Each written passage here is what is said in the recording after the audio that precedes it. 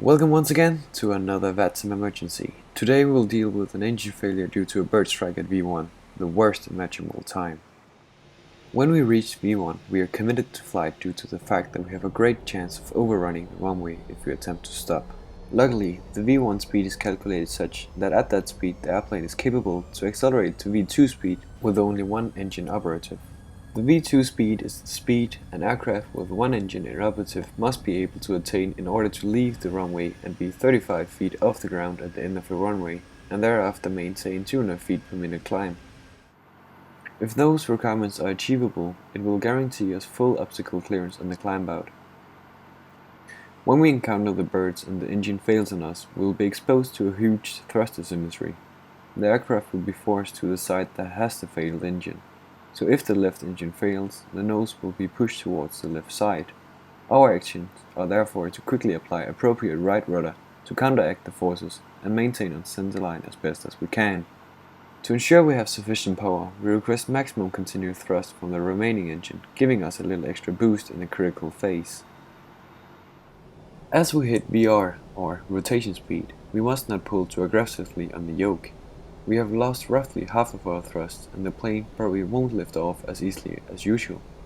A tail strike is therefore very likely to happen, which should be avoided at any time, but especially during our vulnerable situation. We will therefore rotate, aiming for a pitch attitude of approximately 10 degrees, not exceeding 15 degrees until positive rate of climb is achieved. We will initially climb with a speed of V2 till the reach of 400 feet AGL or above ground level.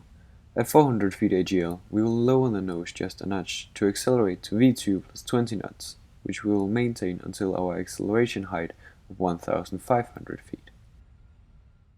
During our climb out, we will stay level and not initiate any turns until we have reached greater speed to decrease the possibility of stalling. The 737 flies really well on one engine, however it is wise to limit the bank angle to 20 degrees instead of doing the usual 30 degrees turns.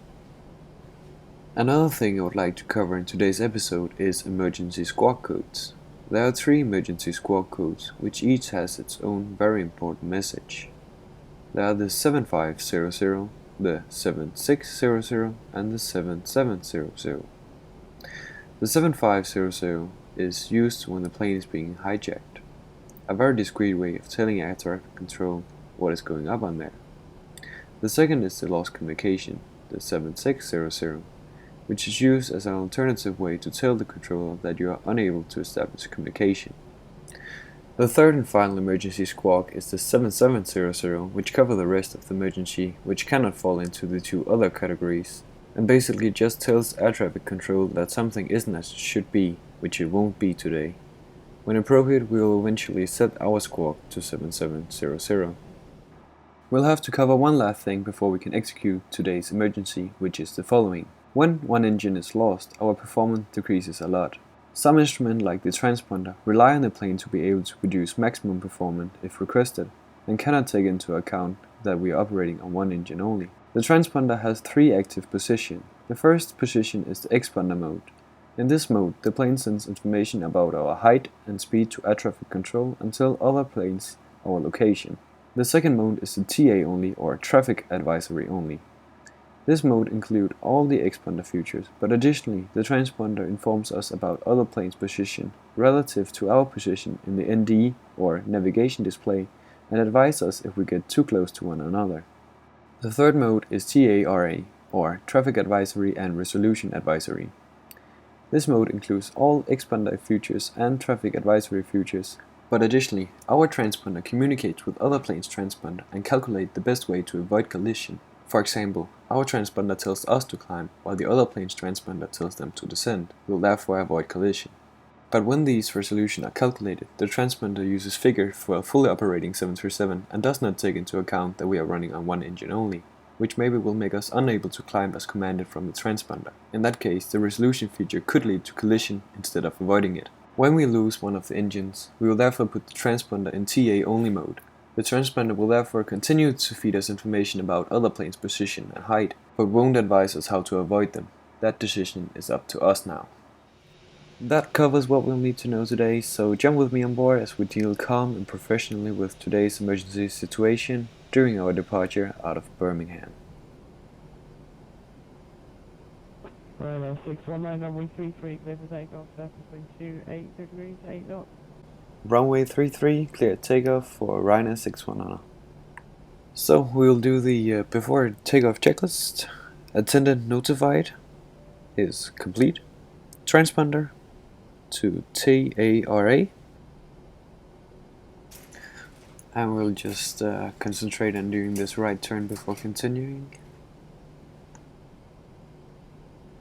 Packs on auto. Fleet is on engines.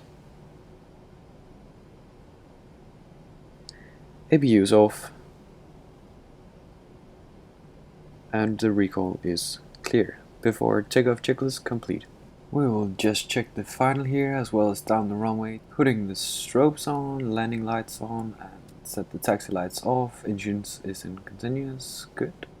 So we will flick on the flight directors, our side first and the FOs, so we get the master and the auto throttle. And the navigation will be LNAV and VNAV for departure today. As we line up here, we'll just check one final time that the flaps is set for takeoff. They are 5 today, green light. Auto brake system is armed in RTO. VNAV LNAV is armed. Gauge is at 400 feet AGL. The fuel is good as well, it's sufficient for today's flight, so we are pretty much set. As we have lined up, we will advance the throttle to 40% N1, then engaging toga. 40%.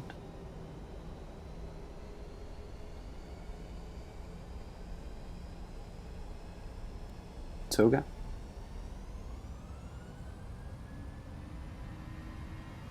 Thrust set.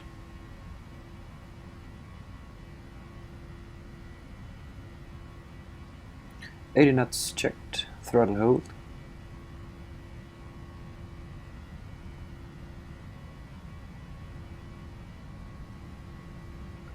Ooh, birds, engine failure.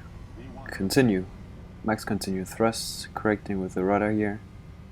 Slowly pitching for 10 degrees of pitch. Positive rate of climb, gear up, pitch for V2 speed.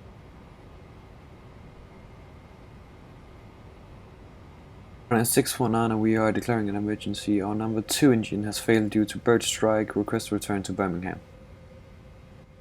Runway 619, just squawk ident and report your current passing altitude. We'll squawk it in, passing through 800 feet, runway 61. So pitching a little down here to accelerate to V2 plus 20 knots. Runway 619, roger, maintain present heading and squawk 7700. Present heading, squawking 7700, runway 61. Before we'll change our squawk, we'll just ensure that the plane is doing good. We are a little slow here, but we are accelerating, so that's good. Runway 619, just for your information, all runways are available at Birmingham with runway 15 and 33 available for you. Would you like to return to runway 33? Runway 33 will be perfect, thank you, but we'll need some time to complete the checklist prior to landing, runway 61. 619, continuing your present heading, climb to altitude 4,000 feet. Climb and maintain 4,000 feet, runway 61. Now that we are more or less stable, we can look down at the transponder and change our squawk code to 7700 as told by the ATC. We are also well above our acceleration height, so we'll begin to lower the nose and accelerate, completing the normal flap retraction procedure. We'll engage the autopilot, giving us one less thing to think about, so we can concentrate a little more on the emergency. 619, you can plan for the ILS runway 33, just report when you're happy to make an approach and I'll vector you back around. Roger, we'll let you know when we're ready for the approach, runway 61. Setting flaps to 1, and as we come through flaps 1 maneuvering speed, we'll select flaps up, and we'll accelerate to 230 knots, 230 knots today, just to be a little above the flaps up maneuvering speed. We'll turn on the APU so we can use it as a backup generator instead of the main generator in the engine 2. As we see, the engine is complete shut, no N1, N2, fuel flow, nor oil pressure, so we definitely have a complete and severe failure of the engine. As we see here, I'm still using a lot of rudder to counteract the asymmetry, Before I get tired and my foot is stamping the pedal to the left, we'll go and put some rudder trim to assist me. As we put in some left yaw trim, I will release the pressure from the pedal, making the transition as smooth as possible. The autopilot will have a difficult time compensating for the change in rudder input initially, but as we see, it will get it under control rather quickly again. Now that we have reached the desired speed, we'll remember that the auto throttle is disengaged and we are in command of the throttle. We have two master cautions as well, one on our side which says electrical issue and one on the other side which says hydraulic issue. Both alerts are to be expected during an engine failure. The electrical alert is because we have lost the number 2 generator, but we have compensated for that by turning on the APU, and we will turn on the APU generator soon. The hydraulic alert is because we have lost the number 2 hydraulic EDP, or engine driven pump, which we cannot do much about. However, both the hydraulic system has an engine and an electrical driven pump, which each can operate the system fully. Another thing we know will be an issue during an engine failure is the fuel balance. We therefore open the crossfeed to ensure that the right tank won't be heavier than the left, due to the fact that the right engine isn't using any fuel any longer. If we just open the crossfeed valve, equal amount of fuel will be used from each tank and the differential weight will never get smaller. To make sure that we use more fuel from the right tank than from the left, we can shut one of the left fuel pumps off to make sure the pressure from the left tank is lower than from the right, which eventually will reduce the fuel imbalance. Next 61, keep your control and face, turn left heading 220 degrees. Left heading 220 degrees for Ryanair 619. Since we are operating on one engine only, we will be a little worried about our bank angle. At this time, we really should avoid banking too steeply, stalling the wing. However, we bank towards the operating engine, which counteracts this roll. If we had to do a right turn instead, I would be more concerned and do a max bank angle of 20 degrees instead of the usually 30 degrees as we do here. As we see here, the right engine has totally stopped spinning, confirming our indication in the cockpit. And Ryanair 619, we have some time. If you could relay your fuel on board and the number of passengers on board as well, please. Stand by for Ryanair 619, please. We have 115 passengers on board and additionally 6 crew members, which gives a total of 121 POB, or people on board. The remaining amount of fuel can be found in the down right corner of the engine display. We have 5.6 tons at the moment. Ryanair 619, we have 121 POB and 5.6 tons of fuel. It's only 5.6 tons and 121 passengers on board. Thank you. We'll now pull up the quick reference handbook as introduced in the previous episode and look up our situation. We'll scroll to the page Engine Failure Single. Condition. One of these occurs, an engine failure. That's affirmative, so we can quickly jump down to the checklist. Do an engine shutdown only when flight conditions allow. We are in stable and level flight at the moment with the autopilot in command, so I consider the flight condition to be appropriate. Auto throttle if engaged, disengage, which it is because it does that automatically when an engine fails. Thrust levers on the affected side, so we'll look down here in the throttle quadrant. Throttle 2, confirm, close. If conditions allow, run the engine for 3 minutes at idle thrust, but the engine has already failed, so that won't be possible today. Engine start levers on the affected engine, confirm, cut off. Pack switch, affected side, off. This causes the operating pack to regulate to high flow in flight with flaps up. Turning left to 150 degrees for Ryanair 619. So we'll continue with the next page. Choose one. APU is available for start. That's affirmative, we have already started it and it is running, so APU generator on the affected side on. Next point, balance fuel as needed. We have already dealt with that by opening the crossfeed valve and shut one of the left tank pumps.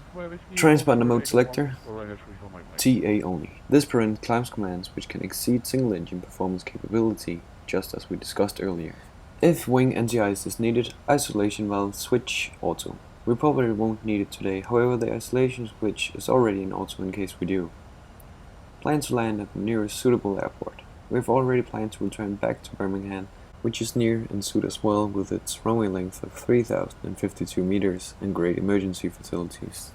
Airplanes without or with fail operational autoland capability go to the respective page. Our airplane is suited with fail operational autoland capability, so we will go to the one engine in operative landing checklist on page 7.29.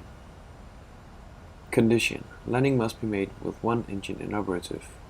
That's affirmative. Airplanes with fail operational autoland capability is checked as well. Choose one. Landing using flaps 13 if performance allows, which it does today. Use flap 13 and rear 13 for landing and flaps 15 for go around. Go to step 4. Use engine anti-ice on the operating engine only. Checklist complete except deferred items.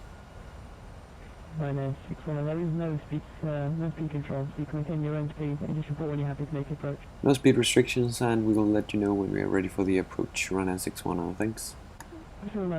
So we'll continue with the deferred items. Descent checklist. Pressurization. Landing altitude is 339 at Birmingham, so we'll set 350 feet in the pressurization panel. Recall. We have an electrical warning and a hydraulic warning. Nothing new there, and both alerts to be expected during an engine failure. Auto brake will be set to max today. Landing data, we will program that in the CDU by setting VRF 30 as directed by the checklist. So we will open up the FMC approach reference page, and we'll just have a reset MCP altitude alert here because it wants us to climb to our cruise altitude, but we'll just delete that one. Our max landing weight is 66.4 tons and we are 62.3 tons, so that's good. Setting flap 13 for landing, which gives us a rerough speed of 145 knots. Today we'll return back to Birmingham, shooting the ILS for runway 33. We have a transition level of 6,000 feet, which we are already below, an ILS frequency of 110.10 with a heading of 327 degrees, which we will get vectors to intercept. We'll capture the glide slope at an altitude of 2,000 feet at DME 5.1. We'll descend on the glide path to a decision altitude of 420 baro or 92 radio. If we have to go around, we'll climb straight ahead to 3,000 feet then as directed by ATC. The highest MSA or minimum sector altitude is 2,500 feet today, and we have some mountains west of the field. Runway 33 at Birmingham is 3,052 meters and 55 meters in width. When landed, we will vacate right, stopping on the taxiway to get an inspection of the engine before continuing our taxi to the ramp. So we'll just program the information. We had an ILS frequency of 110.10, which is already entered because we used that during our departure. The ILS heading will set to 327 degrees. We had a decision altitude of 420 feet baro. Ryanair 3 for Mike with no delay, please, runway 33, clear to takeoff, that's wind 280 degrees. Good. Approach briefing complete, and the minimums we did cover as well. Now that we are pretty much ready for the approach, we'll just program the ILS in the CDU and override the initial route to Amsterdam. So, arrival, Birmingham, arrival, and the ILS 33. We'll go to legs page and find the final approach fix, and copy into the scrap patch and paste it as the next waypoint in the legs page.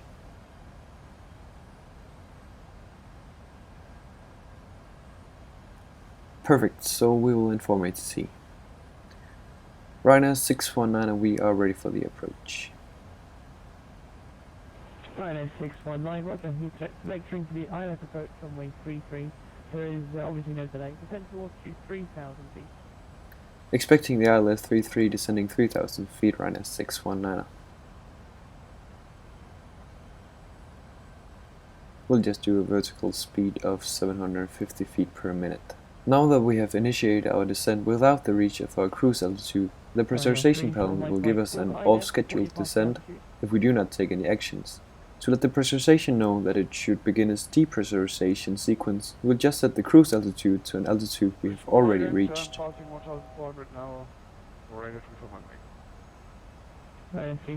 Just making sure that the speed is good, which it almost is, but we'll just make small correction with the throttle to keep it on the desired speed. Ryanair 619, left heading 090 degrees. Left heading 090, Ryanair 619. Now that we are getting closer to the approach, we will begin to reduce the speed, initially to flaps up maneuvering speed, which today is approximately 208 knots.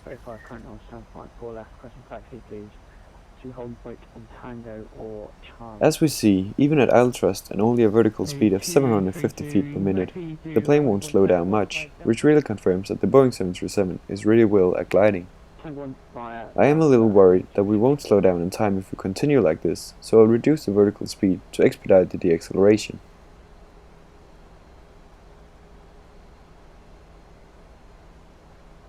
As we are closing in on the flaps up maneuvering speed, we'll extend the flaps just a notch and set flaps 1 maneuvering speed.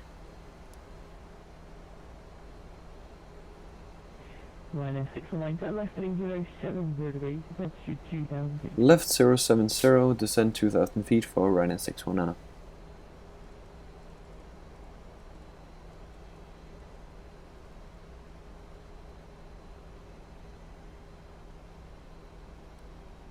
Minus 34 miles, contact London Control. Setting flaps 5, moving the speed bug along to flaps 5 maneuvering speed.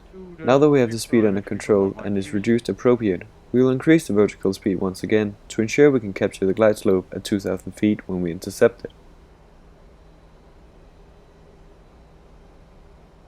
We'll just play a little around with the vertical speed using the green arc in the navigation display to tell us when we have reached the desired altitude with the current rate of descent. In the matter of fact, we are a little high and want to descend as quickly as possible. We'll therefore just use the level change feature. In this mode, the plane will pitch for speed, so now that we have the throttle and idle, the plane will pitch down to maintain the desired speed entered in the MCP. Minus 619, left heading 350 degrees, with ILS approach, runway 33. Left 035, cleared ILS 33, Ryanair 619. So we'll arm the localize, allowing it to capture when it is within range, which it already is, so we have the localizer capture. 3232, how do you clear engine? Copy, leave 232. Increasing the thrust as we level off. Leave the Birmingham control zone by the M40, M42 interchange VRP. Mobile altitude 3000 feet, VFR 40420. Arming the speed brakes. We had departure to the zone via M40, M42, the VRP, mobile altitude 3000, then it was 04. Setting flaps 15, speed bug to flaps 15 maneuvering speed. We can now arm the glide slope or the vertical path of the ILS. Okay, next 232. Gear down.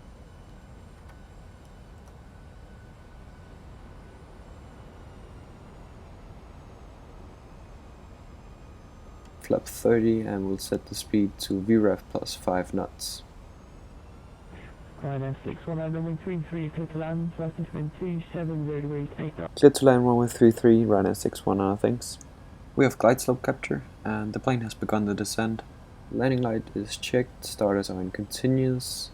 If we have to go around, straight ahead to an altitude of 3000. Landing checklists. Engine start switches, operating engine is in continuous. Speed brake is armed. Landing gear is down, 3 green, flaps 30, green light. Landing checklist complete. At 500 feet AGL, or above ground level, I'll disconnect the autopilot and fly it manually from there. Also while disconnect, I have control. Trying to fight the thrust asymmetry here to come back on the center line. Tango 1 ready for departure. Maybe this is George, there's going to be a short delay due to Mayday traffic on short final now. We'll just short delay with the Mayday traffic. Maybe 232. Continue. Idle thrust, a little flare. A little hard landing there, but we want to get down as quickly as possible. Speed brakes up, reverse is coming out, and auto braking system is operative. 60 knots, stowing the reversers and disconnect auto brakes. Ryanair 619 will vacate the runway and would like to stop on taxiway Bravo or Alpha to get an inspection of the engine. 619, that's alright, you can vacate next right and then first right Alpha. and the fire trucks to meet you there. Roger, thanks, Ryan 610. So we'll taxi straight ahead until we can vacate right onto Bravo, making another right onto Alpha, where we will probably hold short of Alpha 5, awaiting the fire service to meet us there.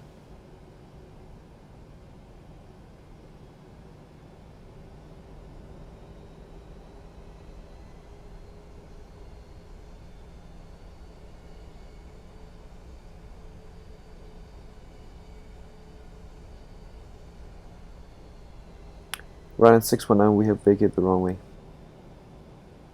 Right, this is the one thing right, Navy 233, runway 33, good for takeoff, surface with a 37 degrees, 8 knots.